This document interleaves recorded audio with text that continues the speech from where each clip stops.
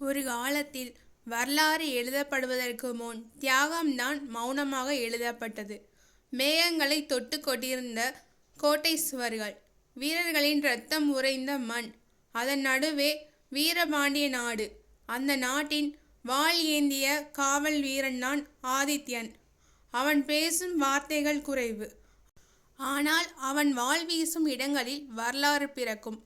படைத்தலைவன் ஆதித்யன், தோல்வியை அறியாதவன், ஆனால் இதயத்தை புரிந்து கொள்ளாதவன். அதே கோட்டையில் உள்ள பொன் மாளிகையின் நடுவே மலர் போல வளர்ந்தவள்தான் வள்ளி. அவள் சிரிப்பு அரண்மனைக்கு அழகு, ஆனால் அவள் கண்கள் எப்போதும் சற்று தூரத்தை பார்த்து கொண்டிருக்கும். ஏனென்றால் அரச குருதி கொண்டவள். தனக்கான வாழ்க்கையை தானே தேர்வு செய்ய முடியாதது. வசந்த காலம். அரண்மனை தோட்டத்தில் பூக்கள் நிறைந்திருந்தது. ஆதித்யன் அம்பை வைத்து பயிற்சி செய்து கொண்டிருந்தான். அம்பு தவறி ஒரு மலர் மரத்தை தொட்டது. அந்த மரத்தடியில் வள்ளி நின்றிருந்தாள். அவள் சற்று பயந்தாலும் அவள் கண்களில் பயமில்லை, ஆச்சரியம். அவள் சொன்னாள், வாளை தாங்கும் கைகளுக்கு இவ்வளவு மென்மை இருக்குமா?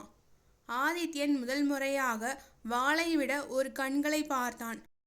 அந்த நொடி போர் அறியாத ஒரு யுத்தம் அவன் உள்ளத்தில் ஆரம்பமானது. அவர்கள் காதல் சத்தமில்லாமல் வளர்ந்தது. பார்வைகளால் பேசினார்கள். நிலவின் வெளிச்சத்தில் சந்தித்தார்கள். ஒருவருக்கொருவர் பேர் சொல்லி கூட அழைக்கவில்லை. நீ இளவரசி, நீ படைத்தலைவன். இந்த 2 வார்த்தைகளை அவர்களை பிரிக்க போதுமானது. அரண்மனையில் அரசியல் பேசப்பட்டது.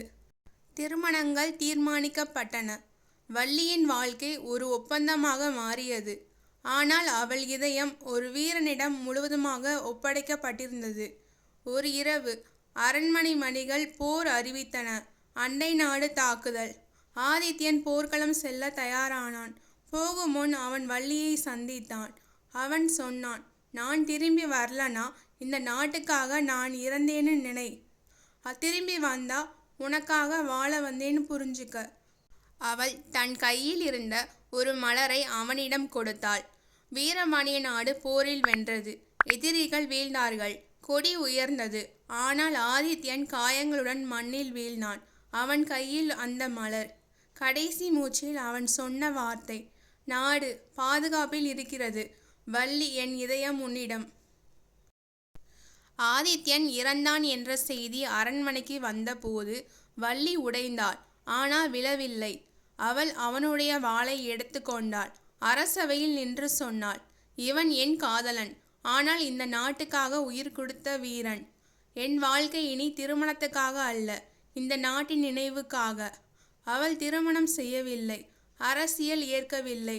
ஆனால் ஆதித்யனின் பெயரை வரலாற்றில் மறைய விடவில்லை. அந்த கோட்டைக்கு வெளியே இன்றும் ஒரு சிற்பம் நிற்கிறது. ஒரு வீரனின் வாள், அருகில் ஒரு மலர். மக்கள் சொல்கிறார்கள், அது ஒரு நினைவு சின்னம் இல்லை. அது காதல் தோற்றது போல தெரிந்தாலும் உண்மையில் காதல் வென்ற ஒரு வரலாறு.